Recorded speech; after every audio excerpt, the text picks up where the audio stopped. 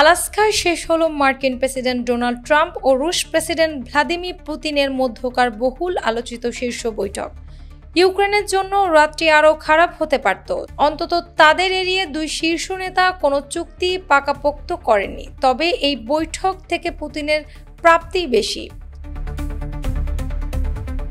আলোচনায় রুশ president Vladimir Putin বিন্দুমাত্র নমনীয় হননি। যুদ্ধের মূল কারণ নিয়ে কথা বলেছেন এবং অবস্থান পরিবর্তনের কোনো ইঙ্গিত দেননি। হুমকির সুরে তিনি কিয়েভ ও ইউরোপীয় মিত্রদের সতর্কও করেছেন। তার টেনে আনা চলমান প্রক্রিয়ায় যেন তারা হস্তক্ষেপ না করে ট্রাম্পকে ক্লান্ত ও বিরক্ত দেখাচ্ছিল। পুতিন বলেন, আমরা আশা করি কিয়েভ ও ইউরোপের রাজধানীগুলো বিষয়টিকে গঠনমূলকভাবে দেখবে এবং কোনো প্রতিবন্ধকতা সৃষ্টি করবে না।